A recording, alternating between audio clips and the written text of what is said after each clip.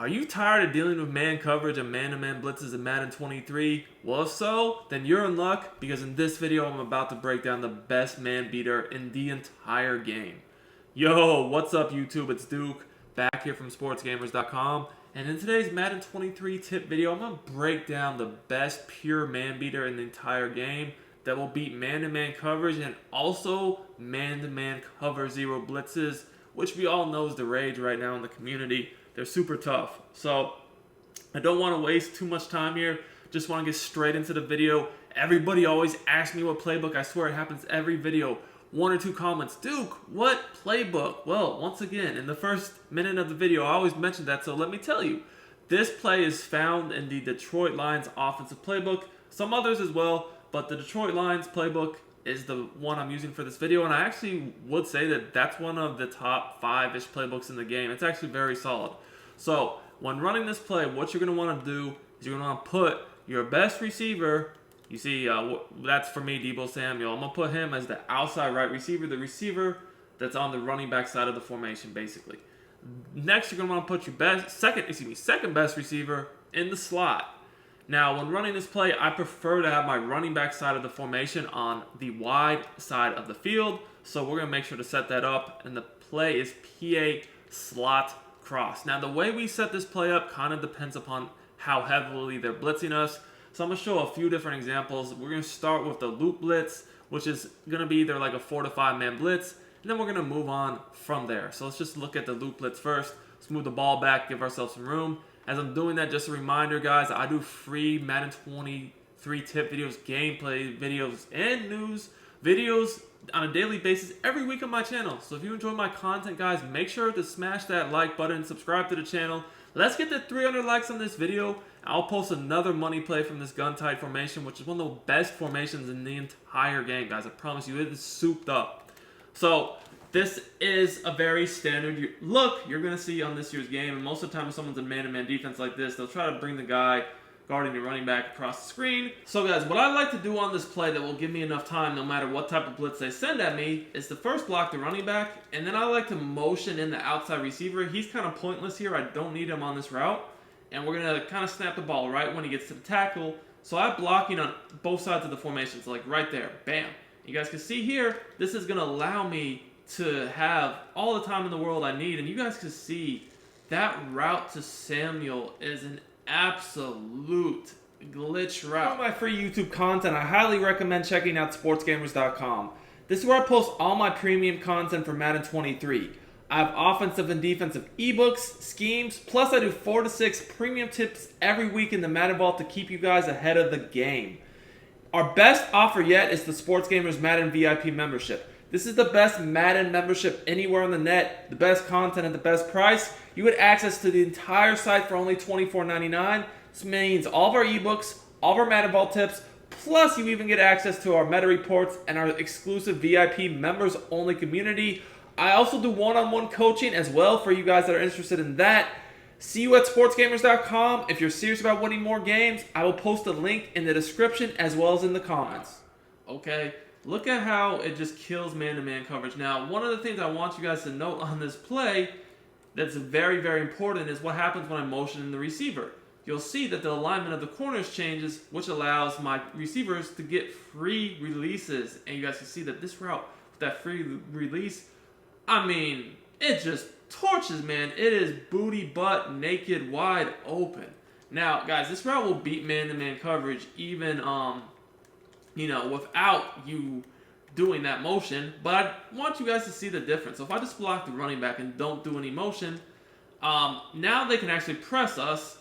And it still gets wide open. But because they press us, we're having to wait a little bit longer to get that ball off. So guys, I want to key in on that motion one more time now. I want to go ahead and show you guys the difference between motion and no motion. So again, we send gray motion about a step or two to the right and snap the ball. Look at how it makes those DBs slide to the outside, which, allows us to get a free release. And, also the receiver he's a motion blocker. He's going to block for us on the left of the screen.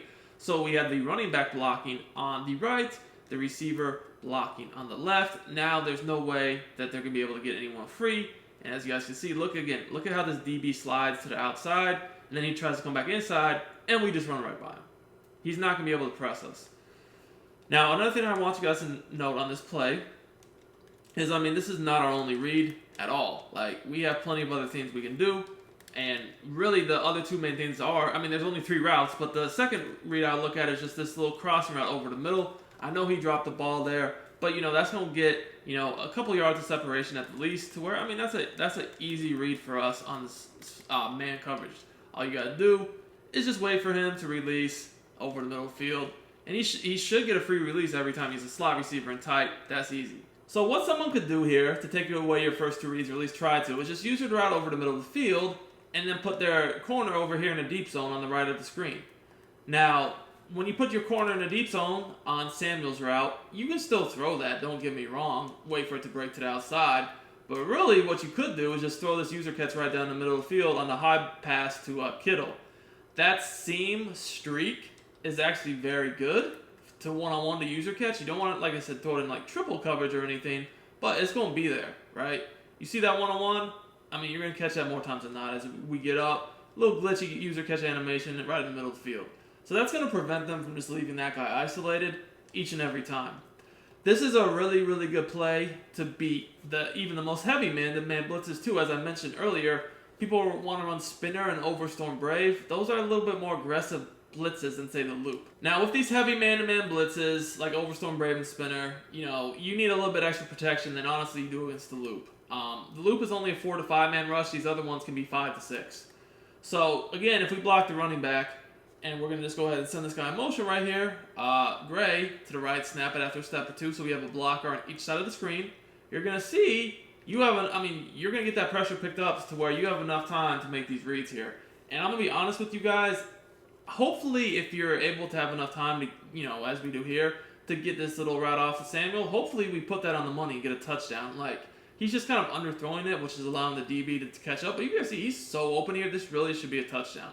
But I really do want you guys to focus in on the protection here. You're noticing that the running back is on the right, the receiver is on the left.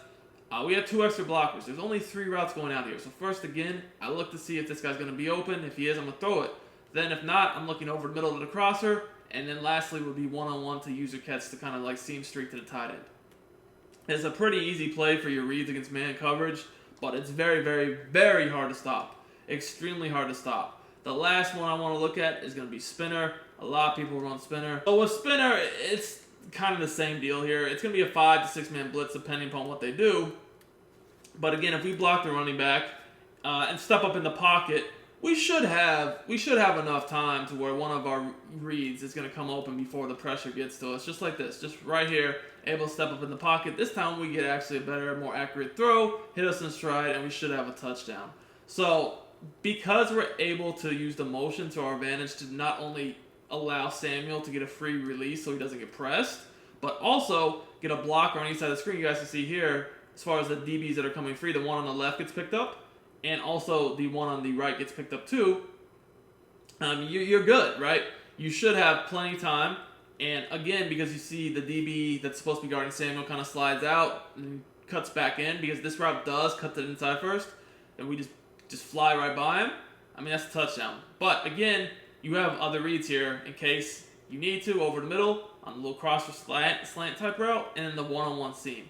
Now, to be quite honest with you, this is a man beater. However, it is solid against zone, because basically what you have is you have a route that breaks to the sideline, a kind of a route that attacks the seam, and then a route that's going to come underneath over the middle of the field. Honestly, that is a pretty good flood of zone. Now, I'm going to straight up tell you guys, like, yeah, like if someone was playing zone, like here, we're just going to go to cover 2.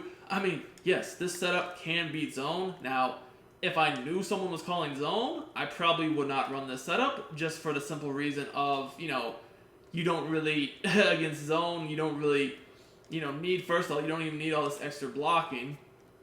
And, you know, we could enhance the setup a little bit more to beat zone.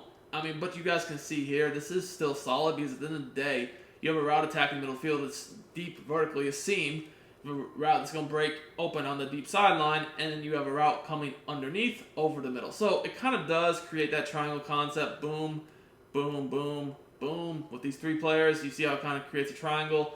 I've talked about that concept for years. That's the most effective way to flood zone, because when you create a triangle, what it does is no zone is going to be able to defend that spacing. And then lastly, a user cannot kind of like lurk and bait you between 3 routes that are this spaced out. It's just not possible.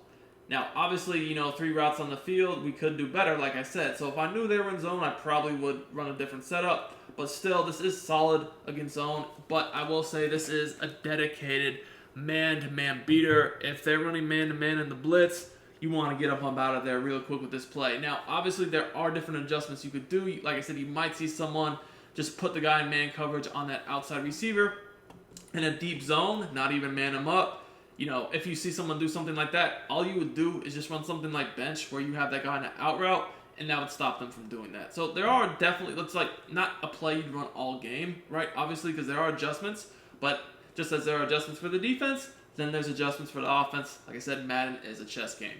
Anyways, if you enjoyed this content, make sure to smash that like button. Until next time, it's Duke. I'm out of here, and I'll be back soon with some more great content.